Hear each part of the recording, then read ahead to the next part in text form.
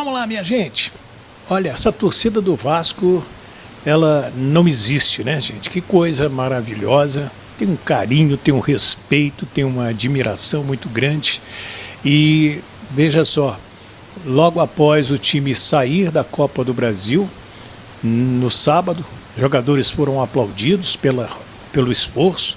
O Vasco enfrentou um time melhor do que o dele, um time superior, formado há mais tempo, mais encorpado, e conquistou um empate. Quase levou a decisão para os pênaltis. O torcedor sentiu o esforço, aplaudiu, e hoje não foi diferente. Em poucas horas, todos os ingressos para o jogo com o Cuiabá foram vendidos. O estádio de São Januário ficou pequeno para a torcida do Vasco e para a força que ela tem dado ao seu time. É um jogo atrasado do Campeonato Brasileiro, vai ser quinta-feira às 19 horas e, sem dúvida, é um momento importante para o Vasco voltar a vencer, quase 10 jogos sem vencer, e já está incomodando o Rafael Paiva, incomodando os jogadores, incomoda a torcida, mas está na hora, com todo respeito à equipe do Cuiabá que não terá o Lucas Mineiro suspenso, e o técnico Bernardo Franco deve escalar o time no setor defensivo com 5 jogadores lá atrás. Então ele pode colocar Walter, Matheus Alexandre Marlon, Bruno Alves, o Alain Pereur e mais o Ramon, o Fernando Sobral e Lucas Fernandes, Gustavo Sauer, aquele mesmo que passou pelo Botafogo, Cleiton e o Isidro Pita, que completou 100 jogos com a camisa do Cuiabá. E o Vasco, técnico Rafael Paiva, aguarda o departamento médico para saber se poderá contar com o Lucas Piton. Piton saiu de maca, vocês vão se recordar, no segundo tempo do jogo em São Januário, entrou o Leandrinho, até porque o Vitor Luiz está entregue ao departamento médico. O Vasco, então, precisa da sua força e precisa vencer o jogo para subir na tabela. Tem 2 jogos em casa, esse na segunda-feira, o Bahia, também em São Januário. E vi uma notícia, pré-temporada vascaína será na Flórida, junto com outros clubes brasileiros, né? O Galo, Cruzeiro, São Paulo, Inter, Bahia, Palmeiras, Flamengo e Botafogo. E hoje a Flórida tem algo em torno de 400 mil, 500 mil brasileiros.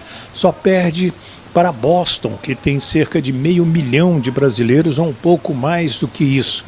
E vai ser importante para o Vasco também internacionalizar a sua marca neste momento.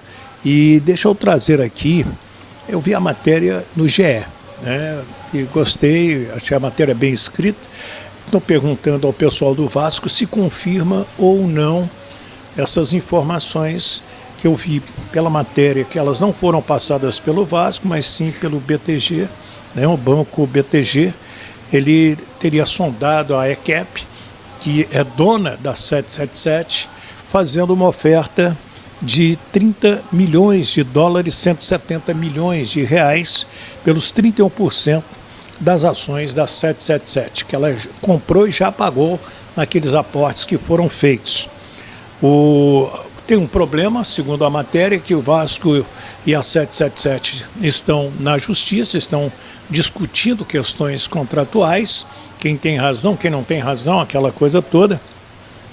E a informação também que eu achei interessante, que a 777 já teria colocado 60 milhões de dólares no Vasco da Gama.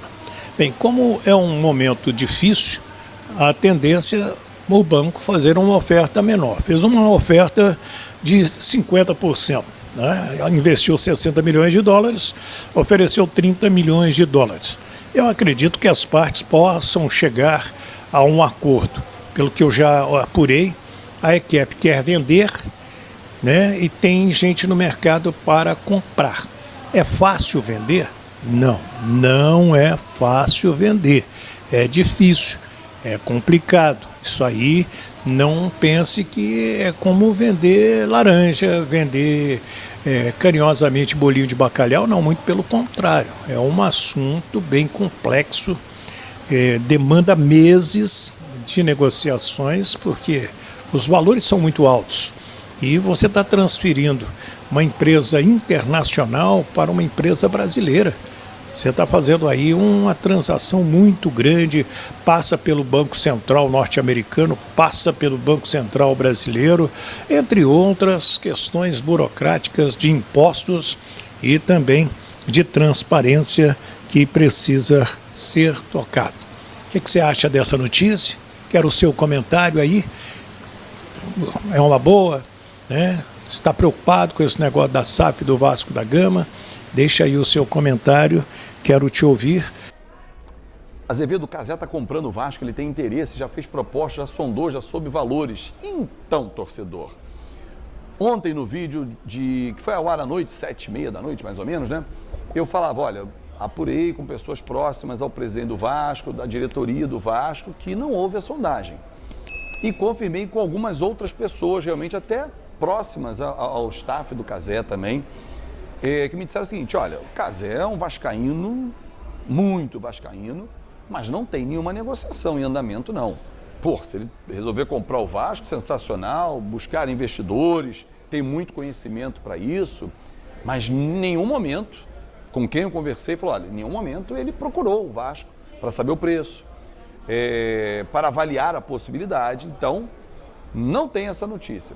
Porque isso na segunda-feira começou a circular em vários grupos, ontem, terça-feira também, a galera, pô, Cazé vai comprar, esse cara é foda. Ele é isso tudo mesmo, ele é gigante, baita de um comunicador, e falo isso inteiramente à vontade porque não o conheço pessoalmente, não sou amigo dele, né? Teria um enorme prazer de ser amigo dele, porque gosto muito do conteúdo do Cazé, baita vascaíno, mas não tem nada.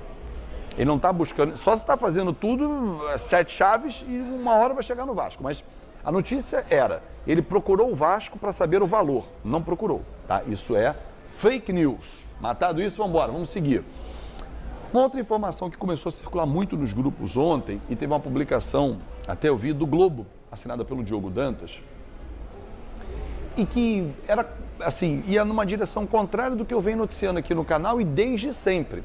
Vamos fazer um recorte lá de trás, torcedor, quando em maio, salvo engano, 15 de maio pode ter sido a data, acho que foi essa a data, que o Vasco conseguiu uma liminar, retirando a 777 da sociedade, alegando uma série de irregularidades, assumindo a SAF do Vasco e 2 meses depois, acho que em julho, já ou agosto, 3 meses depois, a ICAP veio a público dizer que estava realmente comandando a massa falida da 777 e todos os seus ativos que tinham sido comprados e tal, e que estaria colocando à venda. Havia uma ação tramitando na Justiça, que era essa liminar que o Vasco estava respaldado, tirando qualquer obrigatoriedade de aporte. E aí ontem, e começou a circular nos grupos essa matéria, falei, cara, mudou algo. Inclusive tinha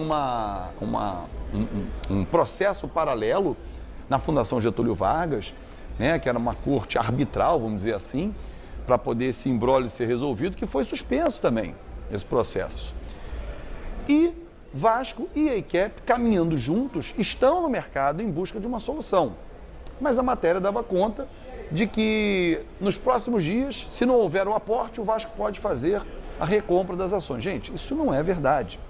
Vamos lembrar lá atrás, eu vou deixar no final do vídeo, de novo, quem quiser assistir o podcast que rolou com Orlando Doninho, Evanil Ribeiro, o Júlio Brandt, 3 conselheiros do Vasco que leram o contrato lá atrás, quando foi feito com a 777, daqueles 15 conselheiros, e eles falam sobre cláusulas de recompra, que elas aconteceriam nesses moldes.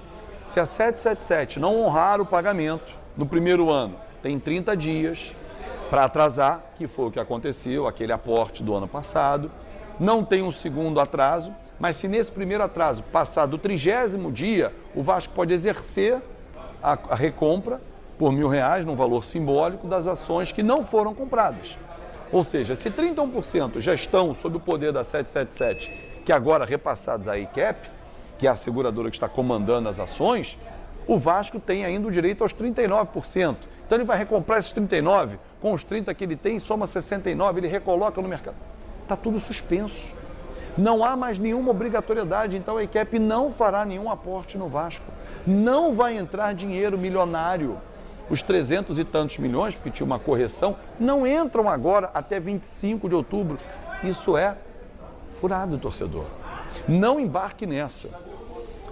O que é certo é o Vasco estar no mercado, vai estar buscando soluções e não será surpresa se lá na frente que eu digo é final do ano, o Vasco levantar recursos e comprar os 31% que a EICAP tem sob o seu poder, indenizar ao longo de alguns anos, acertar essa compra e tocar a operação da SAF em busca de um novo investidor, desde que a empresa fique grande de novo, e não a empresa como está hoje, com dificuldades financeiras, com dívidas, com os ativos alguns em baixa. Então, essa solução não está descartada. Agora, ter um novo aporte, uma obrigatoriedade da EICAP, sob pena de uma cláusula de recompra, isso não existe, porque está suspenso. A liminar obriga a EICAP a não... É como se fosse isso, olha, você desobriga, você não precisa fazer o aporte, que agora vocês vão resolver como é que vocês vão vender o que já está comprado e dissolve a sociedade. É isso, torcedor. Ah, mas o Vasco vai buscar um parceiro? Vai. Mas não vai entrar dinheiro via EICAP ou por R$1.000 o Vasco vai comprar as ações. Deu para entender? Fechado, torcedor? Muito obrigado pelo seu carinho, pela sua atenção. Torcedor vascaíno, estamos aí com essa situação complicada aí da SAF, né? Uma situação que não se resolve, não passa aí essa situação. O Vasco não consegue resolver por estar ainda um entrave aí com a 777, a EICAP aí não deve fazer investimento nenhum, e como o nosso amigo Wellington Campos disse, acaba ficando um valor aí muito baixo aí para quem quiser conseguir investir, né? Sobre aí 30 milhões de dólares, um valor muito abaixo aí do que foi falado. Então acho complicada essa situação, e como o amigo Fábio Azevedo falou, o Vasco teria que buscar recursos para ele próprio recomprar essas ações aí e acabar essa história aí de SAF, né? Porque ela chegou, deu uma mudada no Vasco, mas acabou aí complicando muitas coisas, porque a 77 teve esses problemas que teve. Então acho que o Vasco, com o presidente Pedrinho, que vem fazendo um ótimo trabalho, vai conseguir retomar essa situação toda e resolver esses problemas quando ele conseguir aí retomar a rédea do Vasco da Gama, recomprando essas porcentagens aí que foi comprada pela SAF. Então peço que você deixe seu comentário, o que você acha sobre essa situação da SAF, sobre a situação em Cajé TV. Será que ele realmente está negociando? Parece que não, mas ele até numa live dele mesmo, ele falou que não tem dinheiro suficiente para fazer essa compra no Vasco. Mas quem sabe, né?